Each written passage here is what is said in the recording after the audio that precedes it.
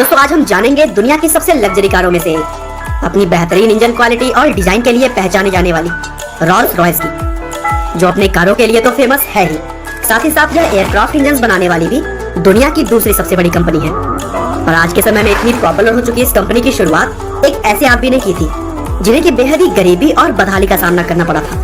पिता की जल्दी मृत्यु हो गई थी और अपने बचपन के दिनों में जब बच्चों के स्कूल जाने की उम्र होते हैं तो इस उम्र में घर का खर्च चलाने के लिए उन्हें न्यूज़पेपर और टेलीग्राम बांटना पड़ा। हालांकि इन विपरीत परिस्थितियों में भी उन्होंने कभी भी हार नहीं मानी। तो दोस्तों मैं जिनकी बात कर रहा हूँ उनका नाम है फ्रेडरिक हेनरी रॉयस।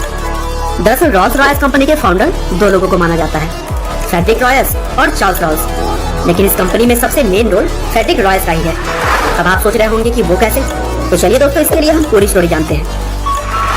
तो दोस्तों हेनरी रॉयस का जन्म 1863 में इंग्लैंड के अल्वर्टन नाम के गांव में हुआ था। उनकी फैमिली एक किराने का आटा मिल चलाती थी, लेकिन यह काम अच्छे से न चल पाने की वजह से वे सभी लंदन आकर बस गए।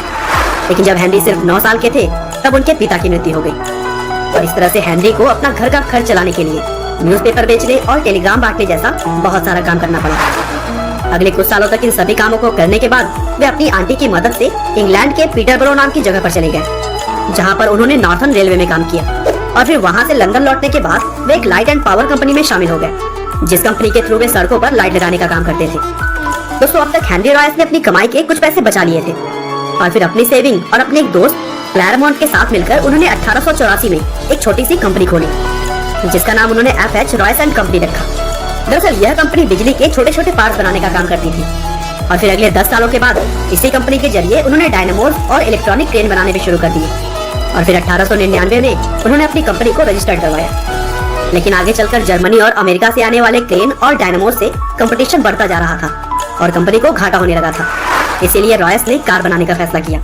उन्होंने मोटर कार्स को अच्छे से जानने के लिए 1901 में डी डॉयन और 2 सिलेंडर डोकोविल कार खरीदा। इन कार्स की कमियों को उन्होंने अच्छे से पहचाना और फिर 1904 में अपनी खुद की 3 कार्स बनाई। इन 3 कार्स में से उन्होंने अभी तक अपने बिजनेस पार्टनर रह चुके क्लैरमोंट को एक कार दे दी और हेनरी एडमंड्स नाम के एक आदमी ने उनकी दूसरी कार खरीदी। तो दोस्तों अब यहाँ से रोल्स रॉयस के दूसरे फाउंडर की कहानी शुरू होती है, जिसका नाम था चार्ल्स रॉयस। दरअसल चार्ल्स एडमंड्स के अच्छे दोस्त थे और लंदन में उनका एक बड़ा सा कार का शोरूम था। जब उन्होंने हेनरी रॉयस की कार को देखा तो वह उन्हें बहुत पसंद आई और चार्ल्स रॉयस हेनरी रॉयस के पार्टनर बन गए। 23 दिसंबर 1904 को दोनों के बीच बिजनेस डील हुई कि रॉयस की बनाई हुई कार्स को रॉल्स खरीदेंगे और वे सभी कार्स रॉल्स रॉयस के नाम से जानी जाएगी। और फिर दिसंबर 1904 में रॉल्स रॉयस की पहली कार 10 HP लॉन्च की गई। यहाँ से कार को बनाने में रॉयस का टेक्निकल नॉलेज और रॉल्स का बिजनेस नॉलेज जबरदस्त काम कर गया और फिर कंपनी तेजी से आगे बढ़ने लगी। 1907 में कंपनी ने एक 6 सिलेंडर सिल्वर घोस्ट कार का निर्माण किया, जो कि एक सुपर स्मूथ कार थी और इस कार को लोगों द्वारा इतनी सराहना मिली कि इसे best car of the world कहा जाने लगा।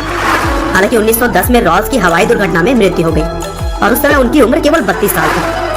1914 में रॉल्स रॉयस ने ऑटोमोबाइल के अलावा हवाई जहाज के इंजन बनाने भी शुरू कर दिए और सबसे पहले उन्होंने ईगल इंजन का निर्माण किया।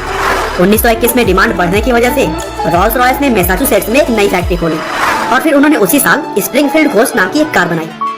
1930 में रॉल्स रॉयस ने बेंटली नाम की स्पोर्ट्स रेसिंग कार बनाने वाली कंपनी को एक्वायर कर लिया। लेकिन इसी बीच 1933 में हेनरी रॉयस की भी मृत्यु हो गई। आगे चलकर 1948 में रॉल्स रॉयस की कारों में डीजल इंजन लगाने की शुरुआत हुई और फिर 1951 में कंपनी ने अपनी पहली लग्जरी कार डीजल से चलने वाले इंजन के साथ लॉन्च की।